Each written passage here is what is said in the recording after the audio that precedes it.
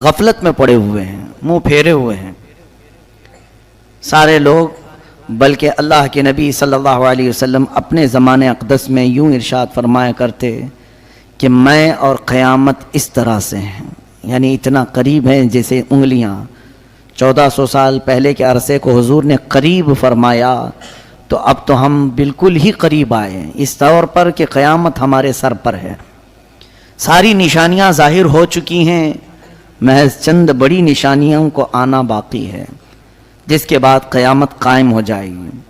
ہمارے بزرگوں نے آج جو موجود ہیں انہوں نے بھی جو پیشین گوئیاں کی، اے لوگو تم بہت زیادہ پھیلنے کی کوشش نہ کرو، اس لیے کہ سب سے بڑے فتنے، سب سے بڑی علامات قیامت کی جو آنی ہیں وہ بالکل قریب ہیں تمہاری زندگیوں سے۔ دجال کا ظہور، یاجوج ماجوج کا نکلنا بہت ہی قریب ہے۔ اللہ تعالیٰ قرآن میں آج کی اس پارے میں ہم نے یہ بھی پڑھا، حتیٰ اذا فتحت یاجوج و ماجوج، یاجوج ماجوج کو کھول دیا جائے گا۔ یہ کوئی دو آدمی نہیں ہے، ایک بہت بڑی فوج ہے، بہت بڑی فوج، اتنی کہ انسانوں سے بھی زیادہ ہیں، اور یہ جب دنیا میں داخل ہو جائیں گے ان کو اللہ تعالیٰ نے جزیروں پر قید کیا ہے۔ سد سکندری قرآن پاک میں اس کا بھی ذکر آیا ہے، کل 16ویں پارے میں ہم نے پڑھا تھا۔ حضرت ذوالقرنین ایک بزرگ ہیں جن کا تذکرہ آیا ہے، سکندر ذوالقرنین، اللہ نے ان کو پوری دنیا کی بادشاہت عطا فرمائی تھی، تو ان کو اللہ تعالیٰ نے حکم دیا تھا کہ یہ یاجوج ماجوج اس زمانے میں بہت فساد مچاتے تھے کہ ان کو قید کر دو کہیں پر۔ تو لوگوں نے آپ سے کہا، قالوا یا ذا القرنین ان یاجوج و ماجوج مفسدون فی الارض فہل نجعل لک خرجا، یہ زمین میں اتنا فساد مچاتے ہیں تو آپ ہمارے لیے کوئی ان سے نکلنے کا راستہ بنا دیجئے۔ تو انہوں نے ایک دیوار بنائی تھی جس کا ذکر قرآن پاک میں ہے۔ حضرت ذوالقرنین نے سیسا پگھلا کر کے ایک بہت ہی مضبوط دیوار کھینچی۔ وہ دیوار کہاں ہے اللہ بہتر جانے، ہمیں قرآن نے اتنا کہا ہے کہ انہوں نے دیوار میں انہیں قید کیا۔ اور آتونی زبر الحدید حتی اذا ساوا بین الصدفین وقال انفخوا حتی اذا جعلہ نارا قال آتونی افرغ علیہ قطرا، یہ ذکر جو ہے ان کے دیوار بنانے کا ہے۔ پہلے اس سیسے کو پگھلایا گیا، آگ بنی، پھر اس کو مضبوط کیا گیا، پھر دیوار تعمیر ہوئی۔ اب وہ یاجوج ماجوج کی جو فوج ہے انہیں قید کر دیا گیا۔ حدیث پاک میں ہے وہ روزانہ دیوار کو توڑنے کی کوشش کرتے رہتے ہیں، پوری رات بھر دیوار کو چاٹتے ہیں یہاں تک کہ وہ تھوڑی باقی رہ جاتی ہے۔ تو تھوڑی باقی رہتی ہے، صبح کے وقت وہ تھک جاتے ہیں اور کہتے ہیں چلو باقی کا کل کر لیں گے، یہ کل نکل جائے گی۔ وہ جیسے ہی واپس آتے ہیں اللہ تعالیٰ اس دیوار کو جیسی تھی ویسی بنا دیتا ہے، روز کا معمول ان کا ہے۔ اور پھر فرمایا گیا کہ اخیر میں وہ یہ کہیں گے، پوری دیوار کو چاٹتے چاٹتے یا توڑتے توڑتے قریب کو پہنچ جائیں گے، تب وہ یوں کہیں گے انشاءاللہ کل تو ختم ہو ہی جائے گی، اللہ نے چاہا تو وہ جس دن وہ کہیں گے تو پھر وہ دیوار ٹوٹ جائے گی، انشاءاللہ کا استعمال کریں گے۔ اس کے بعد دیوار جب ٹوٹے گی تو وہ پوری فوج داخل ہوگی پوری دنیا میں، اور وہ اتنا فساد مچائیں گے کہ ہر چیز کو کھائیں گے، ہر چیز کو، یعنی ان کے لیے کوئی کھانے کی چیزیں مخصوص نہیں، پوری کھیتیاں چر جائیں گے، پورے مویشی جانور چبا جائیں گے، استعمال کرنے والی چیزیں کھا جائیں گے، لکڑیاں کھا جائیں گے، کوئی چیز باقی نہیں چھوڑیں گے، سب چیزیں کھائیں گے۔ وہ ایک بہت بڑا فتنہ ہوگا قیامت سے پہلے، پھر اللہ تبارک و تعالیٰ انہیں ہلاک فرمائے گا۔ دجال کا ظاہر ہونا بہت ہی قریب ہے۔ دجال، کانا دجال جس کو کہتے ہیں، اس کی ایک آنکھ ہوگی، اس کی پیشانی پر کاف ر لکھا ہوگا، وہ صرف اہل ایمان دیکھیں گے، جن کے اندر ایمان ہے انہیں نظر آ جائے گا اس کی پیشانی پر کیا لکھا ہے، کافر لکھا ہوا ہے، اور جو منافق ہیں وہ اسے نہیں پہچان پائیں گے۔ وہ بڑی طاقتیں لے کر کے آئے گا اور لوگوں کو بہت بڑی آزمائش میں ڈالا جائے گا، اس طور پر کہ وہ لوگوں کو دکھائے گا پانی برسا کر کے زمین سے سبزے اگا کر کے، جو مانگو وہ اسی وقت حاضر کر کے دکھا دے گا. سونا چاہیے وہ حاضر ہے، چاندی چاہیے وہ حاضر ہے. تو لوگوں سے وہ کہے گا کہ میں تمہارا خدا ہوں جس کی تم عبادت کرتے تھے، میں اتر پڑا ہوں. تو جو اسے مان لے گا تو وہ کافر و مرتد ہو جائے گا، اور جو نہیں مانے گا اسے وہ سخت سزائیں دے گا، یہاں تک کہ تیل کو گرمائے گا اور مومنوں کو اس میں ڈالے گا کھولتے ہوئے تیل میں. یا پھر کوئی مومن اس کو نہ مانے تو اس کی دونوں ٹانگ پکڑ کر چیر دے گا، ہلاک کرے گا. اس طرح سے سخت اذیتیں دے گا ایمان والوں کو. لیکن اللہ جس کے ایمان کی حفاظت کرے وہ دجال کے فتنوں سے محفوظ رہے گا. حضور اکرم صلی اللہ علیہ وسلم دعا کیا کرتے تھے، نعوذ بک من فتنة المسیح الدجال. اے مولا ہم تیری پناہ مانگتے ہیں مسیح الدجال سے، یہ کانا جو دجال آئے گا.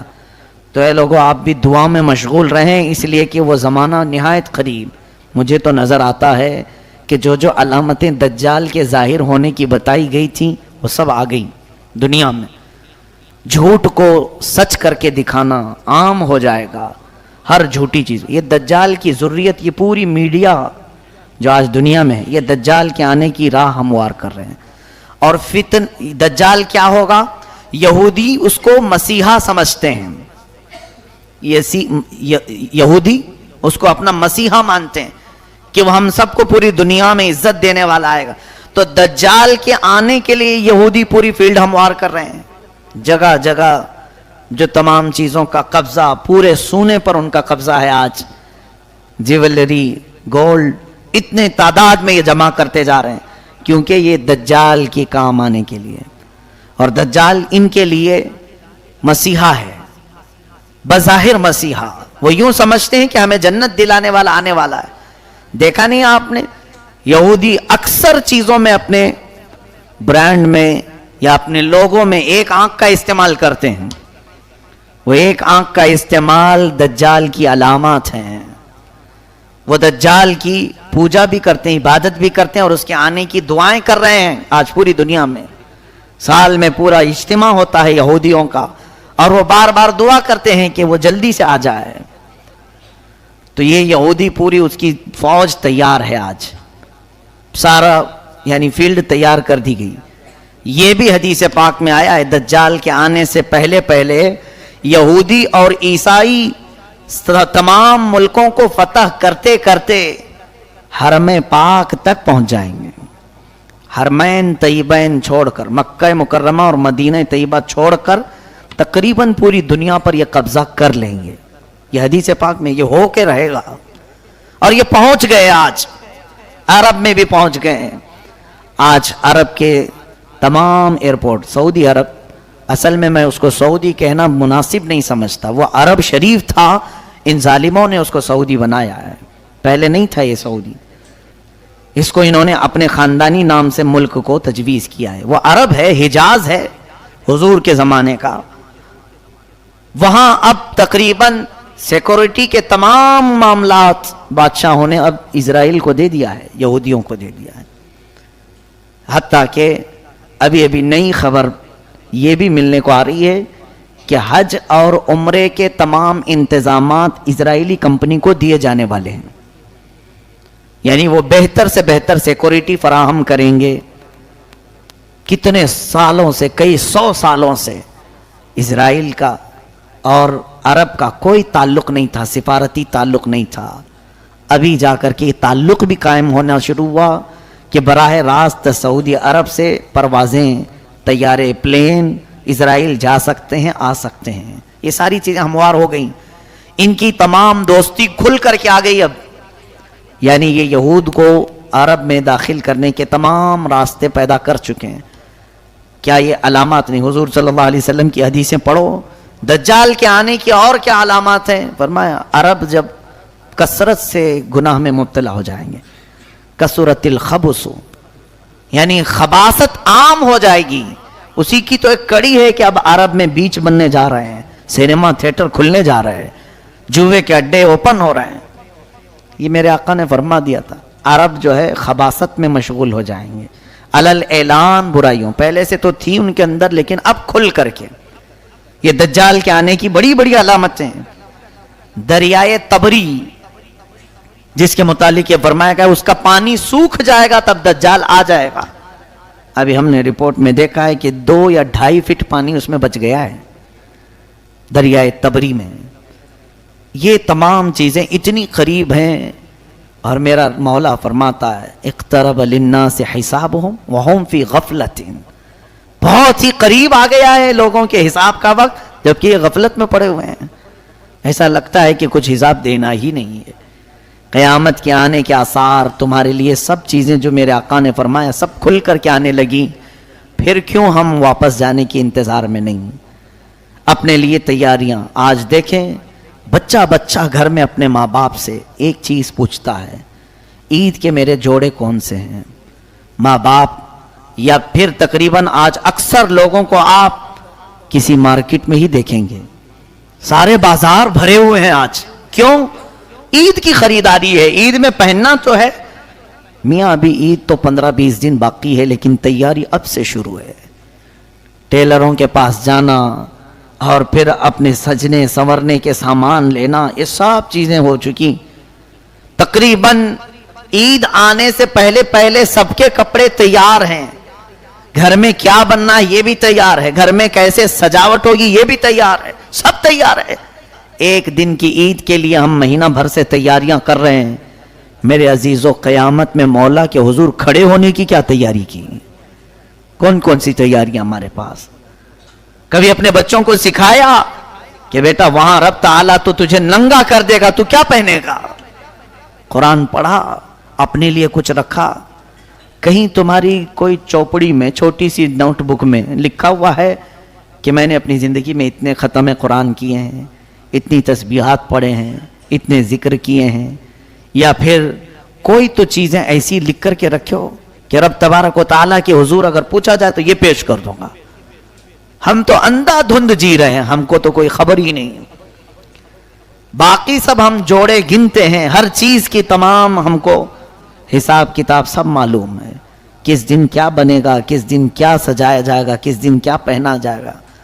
میرے عزیزو، یہ غفلت کی زندگی ہمارے لیے بہت ہی خطرناک ہے، مسلمان کی زندگی ایسی نہیں ہونی چاہیے۔ کفار و مشرکین اگر ایسے جیتے ہیں تو ان کے لیے تو اللہ نے جہنم تیار کیا ہے۔ اللہ فرماتا اعدت للکافرین، میں نے جہنم کو کافروں کے لیے تیار کیا ہے، تم کیوں اس کی تیاری کر رہے ہو؟ فاتقوا النار التي وقودها الناس والحجارة اعدت للکافرین، اس جہنم کی آگ سے ڈرو جس کا ایندھن میں نے انسانوں کو اور پتھروں کو بنایا، لیکن وہ جہنم کس کے لیے ہے؟ اے لوگو، کافروں کے لیے۔ تم خوش نصیب ہو، اللہ نے تمہارے لیے کہیں پر بھی قرآن میں ایک جگہ بھی نہیں فرمایا کہ جہنم ہے، بلکہ سب جگہ تمہارے لیے فرمایا ان الذین آمنوا وعملوا الصالحات کانت لہم جنات الفردوس نزلا، جو ایمان لائے ہیں، عمل صالح کیے ہیں، اے لوگو، ان کی مہمان نوازی کے لیے تو میں نے جنت الفردوس بنایا ہے۔ ایک جگہ نہیں، ہر پارے میں تمہیں ملے گا جنات تجری من تحتها الانہار خالدین فیہا، ایسی تمہارے لیے جنتیں میں نے بنائی ہیں، باغیچے ہیں جس میں نہریں بہ رہی ہیں، جو جائے گا اس میں ہمیشہ رہے گا۔ لیکن بندہ ہے کہ وہ مولا کی سجائی ہوئی جنت کو لینے کی تیاری کرنا نہیں چاہتا۔ کافروں کے کام اچھے لگتے ہیں، یہود و نصارہ کے عمل پسند ہیں، ہماری پوری قوم کو ان کی ایکٹیویٹیز میں دلچسپی ہے، ان کے کیریکٹر کو دل سے لگانے کو پسند کرتے ہیں۔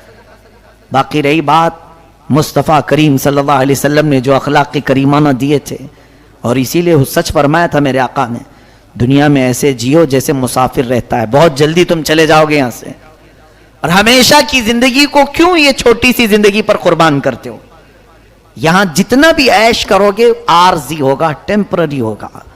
ارے دیکھتے نہیں یہاں کپڑے بھی پرانے ہوتے ہیں، دیکھتے نہیں یہاں پر چیزیں بھی پرانی ہو جاتی ہیں، بہت جلدی پرانی ہوتی ہیں، اور تم دیکھتے دیکھتے ابھی تمہاری جو جوانی ہے وہ جھریوں میں بدل جائے گی، ابھی چہرے پر رنکلز آنے شروع ہو جائیں گے، دانت جھڑنے شروع ہوں گے، بال سفید ہونے لگیں، کمر جھکنے لگے گی۔ دنیا کا تو قرار ہے ہی نہیں کسی چیز پر، بہت تیزی سے تمہارے اندر تبدیلی لا رہی ہے. کیا اپنے پچھلے حالات دیکھتے نہیں؟ ذرا شیشے میں جا کر دیکھ لینا, چند دن پہلے یا چند سال پہلے تمہارا چہرہ کیسا تھا, آج کیسا ہے؟ بدل رہا ہے کہ نہیں بدل رہا؟